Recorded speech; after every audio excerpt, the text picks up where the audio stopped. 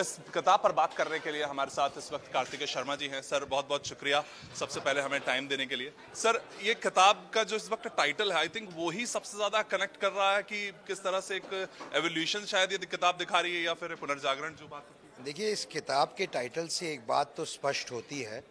कि किस तरीके से एक युग का अंत हुआ है और एक नए युग की शुरुआत हुई। और इस युग की शुरुआत का जो पहला दशक है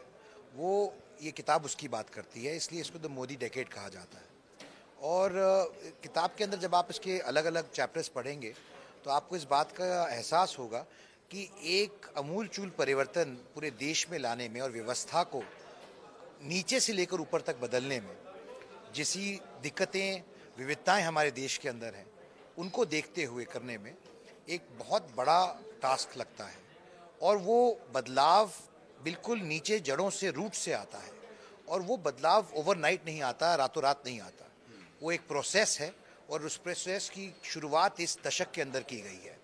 जो चाहे मैं जनधन खातों की बात करूं, चाहे मैं बात करूं उज्ज्वला योजना की, चाहे मैं बात करूं इंफ्रास्ट्रक्चर की, चाहे मैं बैंकिंग सिस्टम की बात करूं, चाहे मैं फूड सिक्योरिटी यानी कि खाद्य सुरक्षा की बात करूं, ऐसे सारी चीज़ें जो मूलभूत सुविधाएं हम अपने नागरिकों को, देशवासियों को नहीं दे पाए पिछले 65 साल में, 75 साल में, उसकी नींव रखने का काम किया है माननीय नरेंद्र मोदी जी ने। और इसका सबसे बड़ा उल्लेख आपको मिलता है कि जो मेरा चैप्टर है द कैटलिस्ट, उसके अंदर जो बात मैंने रखी है खासकर महिलाओं के प्रति जो संवेदनशीलता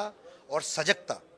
माननीय प्रधानमंत्री जी ने दिखाई है उनके प्रति, क्योंकि वे मानते हैं कि महिलाएं एक एजेंट ऑफ चेंज है। यानी कि उनके साथ आप समाज में अगर बदलाव लाना है तो महिलाओं के प्रति आपको संवेदनशील होना पड़ेगा और महिलाओं द्वारा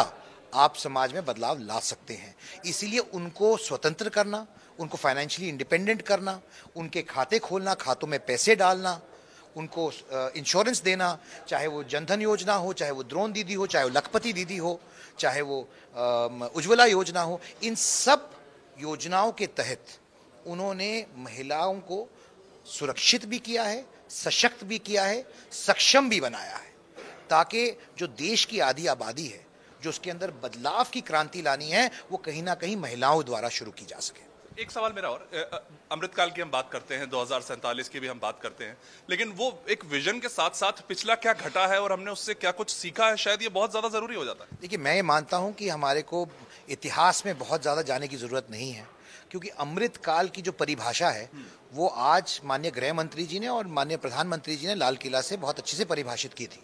उन्होंने ये बात कही थी और इसका उल्लेख भी किया था कि आज से 25 साल बाद शायद मैं हूं ना हूं, लेकिन देश तो रहेगा, और अगर देश रहेगा तो देश कहां पहुंचेगा,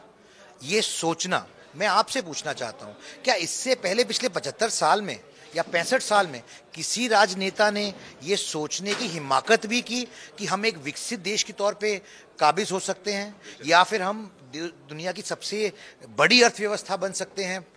ये सोचना अपने आप में एक बहुत ही कठिन और एक ऐसी सोच का परिणाम है जो हमने पिछले 65 साल में देश में नहीं देखी। हम बेचारा देश नहीं है, हम अपना भविष्य खुद तय करेंगे, अपनी टर्म्स पे तय करेंगे और आने वाले 25 साल के अंदर ही अपने जीवन काल में हम अपने देश को विकसित देखेंगे। ये स्वप्न प्रधानमंत्री जी ने देखा है, लेकिन ये 130 करोड़ लोगों का, हर एक व्यक्ति का स्वप्न। आखिरी सवाल मेरा सर, एक श्रोताओं के लिए कि जो लोग इस किताब को पढ़ेंगे, बहुत से अलग अलग एज के लोग होते हैं, खासतौर पे हम यंग भारत इस समय अपने आप को कहते हैं कि जिस तरीके से हम बहुत युवा है भारत, तो उनके लिए कितना जरूरी हो जाता है, क्योंकि हर एक अलग अलग एज है, तबका अलग है, महिलाएं हैं। हम दुनिया के सबसे युवा देश है। हमारे देश की 65% आबादी 35 साल से कम की है और जिन युवाओं की आप बात कर रहे हैं वो हमारा भविष्य होंगे। तो मैं ज़रूर कहना चाहता हूं कि चाहे किसी भी माध्यम से, चाहे आपके माध्यम से, चाहे ई बुक के माध्यम से, इंटरव्यूज़ के माध्यम से, भाषणों के माध्यम से, और अगर आप पुस्तक खरीद सकते हैं तो खरीद के पढ़िए, क्योंकि आपको संदर्भ मिलेगा कि दुनिया के बड़े बड़े लोग भारत को किस दृष्टि से देखते हैं, भारत के बदलाव को कैसे देखते हैं, भारत के प्रधानमंत्री को कैसे देखते हैं, वो एजेंट ऑफ चेंज कैसे बने हैं, उन्होंने ऐसी क्या नींव रखी है। और ये हमारे अपने देश के लोग सिर्फ नहीं बोल रहे हैं, ये दुनिया के अंदर महसूस किया जा रहा है और ये उनके द्वारा अंगित किया गया है, इंगित किया गया है, और उसको आप ज़रूर पढ़िए क्योंकि वो आपको एक ग्लोबल पर्सपेक्टिव देगा, एक दृष्टिकोण देगा, जिससे आप दुनिया, जियोपॉलिटिक्स और भारत की दुनिया में क्या संज्ञा है उसको समझ